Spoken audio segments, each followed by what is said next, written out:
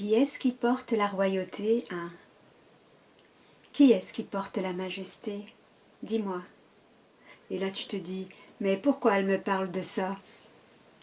Parce qu'en fait on parle de toi, on parle de nous. Le royaume, c'est ce qui est. Qui est là pour en profiter? Le roi, bien sûr. Le roi, c'est nous. Le Dieu, c'est nous, en fait. Et quand tu étais enfant, on t'a parlé des contes de fées et des contes merveilleux, tu sais, où on parle d'un roi, d'une reine, de prince, de princesse. Et en fait, le héros, c'est celui qui entend un appel, parce qu'il y a un problème. Et il se lève. Il se lève, il parcourt un chemin pour découvrir qui il est en fait, c'est-à-dire roi, reine. Il fonde un autre royaume, un nouveau monde. En fait, les contes de fées, les contes merveilleux, ce sont des contes initiatiques. De la même manière qu'un texte sacré, où il se cache la vérité, quand on sait le lire, parce que malheureusement tous les textes sacrés parfois, si on reste en surface, on n'a rien compris. C'est exactement comme le conte de fées, si on reste en surface, on n'a rien compris. Parce que le conte de fées, c'est pas comme on nous l'a appris, de trouver la princesse ou de trouver le prince. C'est pas ça. C'est de trouver notre royauté. C'est de découvrir notre véritable nature. Et le conte de fées, on a choisi en fait quel est le lieu où personne ne va se risquer, ne va chercher, ne va piller le secret. Eh bien, on l'a mis dans le rayon jeunesse, le rayon enfant. Comme ça, il est pas sujet en fait à être dévoyé ou à être perverti.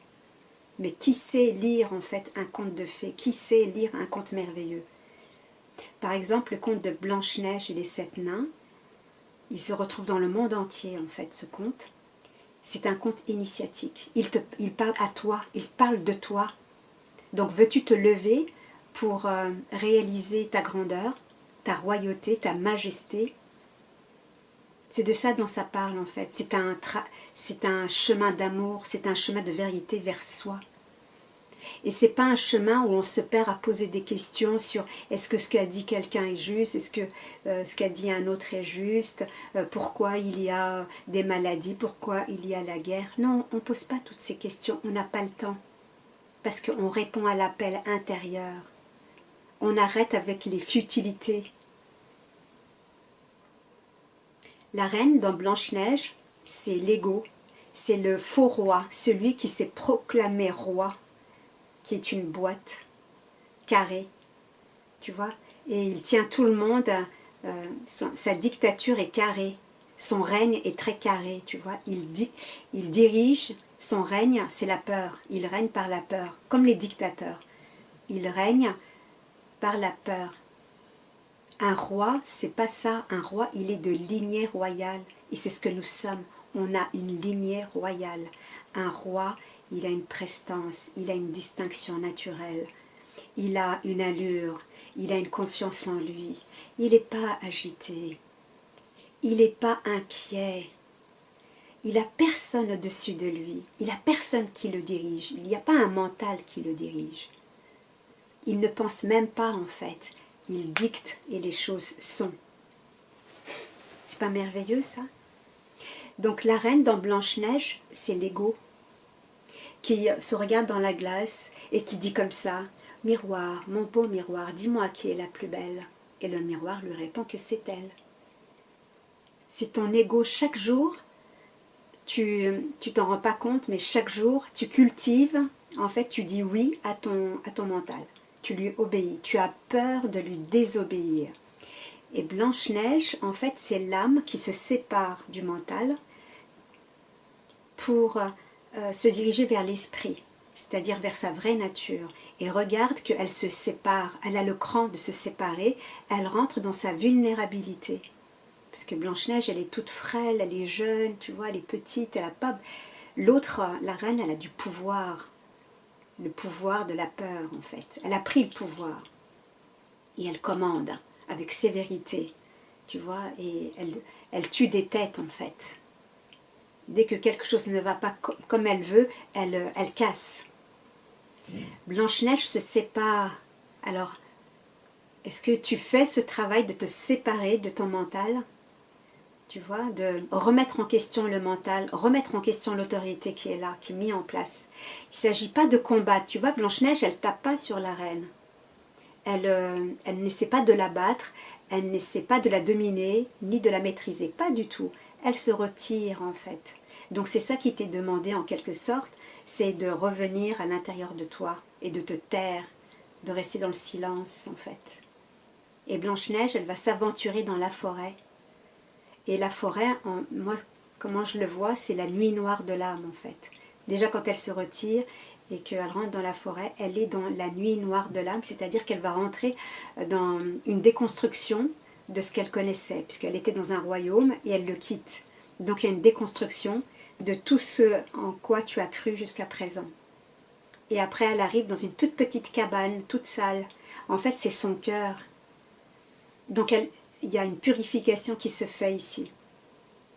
Mais parce elle est déterminée et elle est encouragée par son cœur, en fait. Et ce qu'elle fait est tout à fait naturel. Elle nettoie sa demeure, son cœur, en fait, pour que cette flamme, puisque le cœur c'est une flamme, en fait, pour que la flamme puisse jaillir, tu vois, puisse naître véritablement. Et elle se fait attaquer par la reine, parce que la reine, c'est l'ego, veut tuer, en fait, cette émancipation. Elle ne veut pas que tu t'émancipes.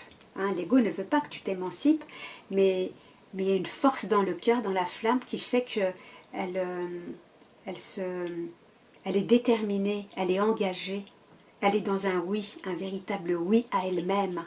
Elle veut se respecter, elle veut s'aimer, tu vois. C'est même pas qu'elle veut, elle s'aime profondément, elle se respecte profondément.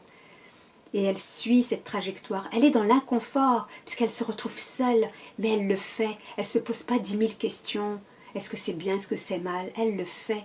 Ça se fait en fait en elle-même. C'est ça ce que nous racontent les contes. C'est vrai que dans les contes, tous les personnages, les héros sont très courageux. Donc c'est une surhumanité qu'ils ont. Donc c'est à nous de développer ce courage, tu vois, que tu as, tout le monde porte ce courage. Et quand bien même il y aurait de la peur, c'est pas grave, fais avec la peur et à un moment donné, la peur va te quitter. La peur va voir qu'il n'y a rien à faire, tu es déterminé et que l'inconfort va devenir confortable.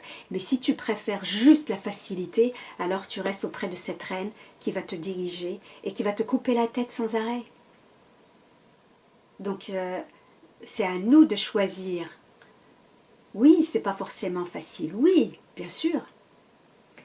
Mais la difficulté, c'est ça qui va t'amener vers toi-même, en fait, parce que c'est un renversement. Tu vas te révolutionner. En fait, découvrir sa vraie nature, tu te révolutionnes. Ça n'a rien à voir avec le petit personnage que tu crois être. Ça n'a rien à voir. Tu passes de un simple petit bonhomme à roi, à Dieu. Tu te rends compte, le gap? C'est énorme. Donc c'est à nous, en fait, de suivre le mouvement intérieur qui se produit en nous. Et nuit noire de l'âme ou pas, c'est une déconstruction de toutes tes pensées qui vont se faire, en fait. Tu vois, il n'y a pas une bagarre.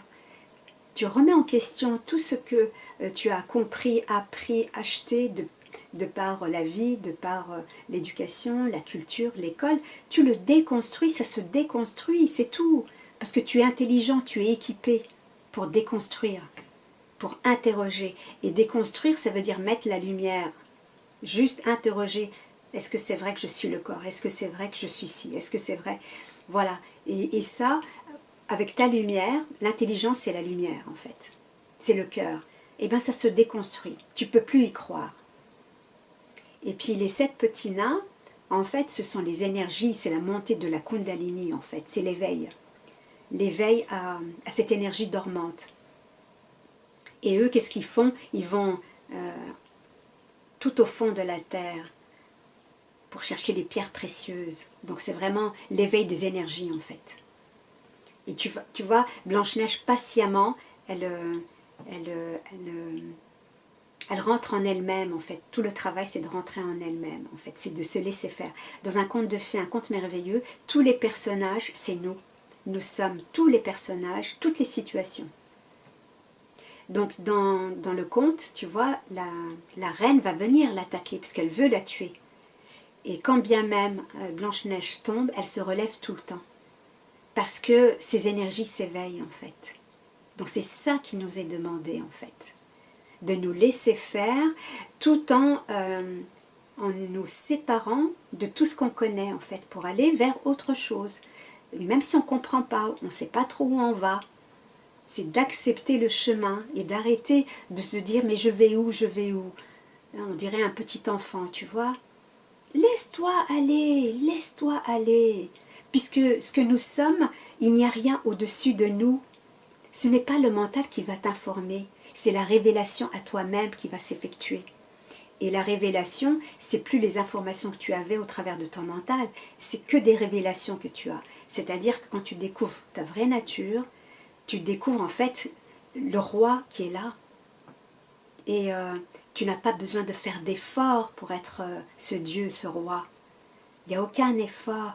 C'est pas comme dans une élection, tu dois batailler, faire ta promotion, convaincre les gens. Non, tu es d'office roi, reine, Dieu, puisque c'est notre héritage.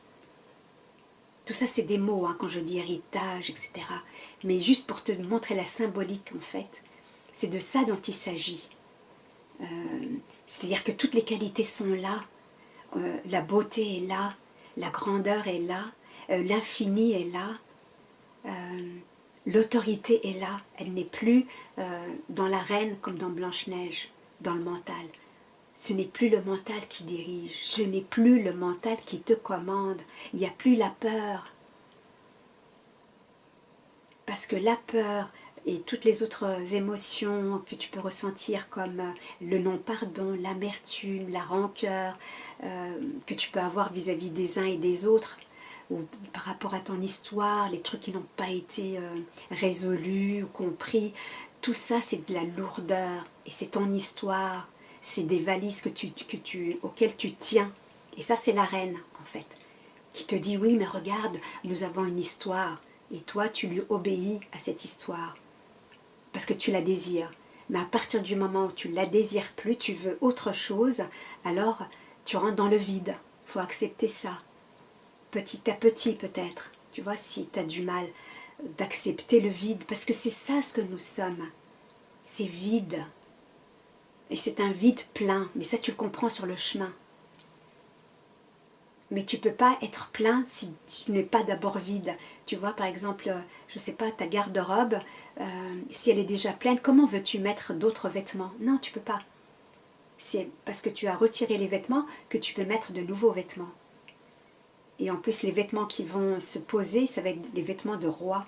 Parce qu'un roi, il a une prestance, il a une distinction. Un roi, il a une allure, il a une confiance en lui. Il a une assurance, tu vois. Et il est dans le contentement. Un roi, il est content. En fait, il est heureux. Pourquoi? Parce qu'il est roi. Tu vois, il a déjà la totalité. Qu'est-ce que tu veux qu'il aille réussir quoi que ce soit? Il n'a rien à prouver en plus.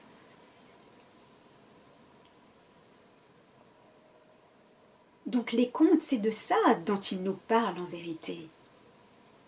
Mais le message est caché. Là, je te donne un petit peu de quoi il s'agit, mais c'est à nous en réalité de découvrir tout ça. Dans n'importe quel endroit, c'est à nous. Parce que quand tu le désires, la révélation t'est donnée. Ça se révèle à toi, parce que c'est toi la lumière. Donc plus tu deviens lumineux, plus les choses s'éclaircissent, deviennent plus claires, plus limpides. Et la limpidité, la transparence, c'est le vide. Mais si tu te regardes dans le miroir et que tu crois que ce que tu vois c'est toi, comme dans l'ego, là, dans l'arène, pardon, c'est tout faux. Tu es en train d'adouber le faux roi, celui qui a fait un coup d'état en fait. Moi quand je me regarde dans la glace, en vérité je ne me regarde pas dans la glace. En fait c'est Samira qui me regarde, qui regarde ici. Il n'y a personne ici qui voit un reflet. Non, c'est le reflet de ce corps qui regarde par ici. Parce que moi, je suis nulle part, je ne suis pas localisée. Mais ce que je te raconte, même si tu veux essayer de le comprendre, le mental, il ne pourra jamais te l'expliquer. Laisse ça résonner en toi. Tout ce que je te raconte d'ailleurs, laisse ça résonner en toi. N'essaie pas de comprendre. Juste résonne avec ça, que ça sonne, tu vois que ça percute.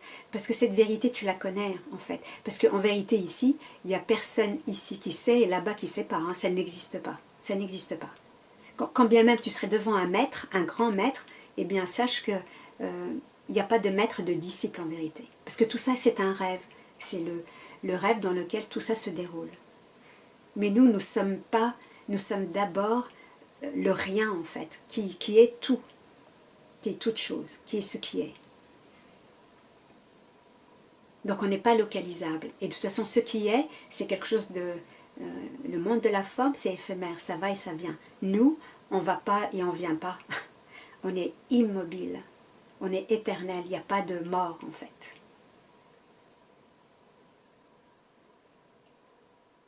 Mais on doit mourir à la reine en fait. Si tu veux rester encore identifié à la reine de Blanche-Neige, alors tu connaîtras son sort, c'est-à-dire un monde de peur, un monde limité, un monde où il n'y a pas cette prestance de royauté, où il y a ce bonheur, ce contentement qui est naturel, parce que ça t'est donné tout simplement, ça t'est donné. C'est ça la gratitude en fait, vis-à-vis de cette intelligence suprême. Parce qu'il n'y a aucun effort là-dedans en fait, il n'y a aucun mérite. Mais est-ce que tu le veux? Est-ce que tu veux la couronne ou pas? Donc si tu veux la couronne, c'est un vrai oui. Oui, je veux la couronne. Oui, je veux le trône. Oui, je veux ma place, ma position de roi. Ma place d'autorité. Ma place naturelle. Alors peut-être que tu peux te dire oui, mais je doute. Un peu comme dans Matrix avec Keanu Reeves, hein, The One là, on lui dit tu es l'élu, et puis il doute, tu vois, il a un peu peur, parce qu'il se dit mais comment ça? Parce qu'il se réfère à son mental qui lui dit qu'il est tout petit, alors que là on lui dit tu es l'élu, comme dans Le Magicien d'Oz, quand il quitte le monde dans lequel il est, le monde ordinaire, et qu'il rentre dans l'autre monde, et que tout le monde lui dit ah le roi est là, et lui il ne comprend pas. Le Magicien d'Oz c'est aussi un conte. Matrix en vérité c'est aussi un conte. Un conte moderne, mais c'est aussi un conte qui nous aide en fait pour nous libérer, pour réaliser par où on doit passer. Mais si tu crois que ça va être facile, que comme ça, hop, ça va se retourner, faut pas rêver. Faut vraiment un miracle, tu vois, pour que ça se retourne comme ça. Mais de toute façon, il y a un processus interne de déconstruction des pensées, etc., pour sortir du rêve en fait. Parce que tant on croit qu'on est une petite personne et on fait un voyage sur Terre, bon ben, on est dans le processus mental en fait, dans cette boîte. On est comme la reine dans Blanche-Neige. Mais quand à un moment donné, on se dit ça suffit, je ne veux plus de ça, tu vois, il y a vraiment une décision. Je veux, ok, je veux rentrer dans ma vulnérabilité, traverser la nuit noire de l'âme, éveiller les énergies. Et bien les choses se déroulent, tout simplement. Et tu réalises qui tu es. Et c'est tout à fait ordinaire ce que nous sommes. Parce qu'on se reconnaît, il y a une joie magnifique là, parce que c'est nous. C'est exactement la même chose, comme si tu vois, tu voudrais retrouver un être cher, l'être le plus cher à ton cœur. Sauf que là, c'est toi en vérité, l'être cher que tu désires le plus, c'est toi. Quand tu crois que tu aimes ton enfant, que tu aimes ta mère, ton père, ton chéri, ou ton pays, ou ton compte en banque, en fait, c'est toi. Tu t'aimes toi, c'est toi. Sauf que c'est parti dans le monde de la forme. Tu vois, et ça s'est dispersé, et tu te perds en énergie. Tout ça, ça doit être rapatrié ici. Et quand c'est rapatrié ici, tu ne perds plus ton temps dans des questions, des fadaises, des stupidités. Tu n'es pas un être stupide, tu es l'intelligence même.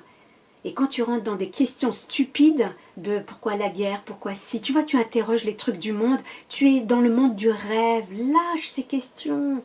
Moi, sur le chemin, je ne me posais pas ces questions, mais vraiment pas. Je ne me disais pas pourquoi il y a ci, pourquoi il y a ça. Non! J'étais trop occupée à découvrir mon véritable amour, moi-même. Je me perdais pas dans des trucs qui m'amenaient nulle part. Donc, éveille ton intelligence, tu vois. Elle est là, ton intelligence, ta royauté, ta majesté, ta splendeur, elle est là. Mais voilà, est-ce que tu veux ta couronne ou pas? C'est un vrai oui, tu vois. Un petit oui, ça marche pas. Si c'est un truc tiède, ça marche pas. Parce que le vrai oui va éveiller ton courage, va éveiller la dimension de ok, j'accueille la difficulté, l'inconfort, etc. Parce que tu vas traverser des chemins, des périodes voilà, où tu perds tes repères. Voilà. Mais t'es pas un enfant, donc fais confiance en fait à ce mouvement, puisque plein de gens l'ont vécu, plein. Donc pourquoi pas toi? Pourquoi pas? Dis oui.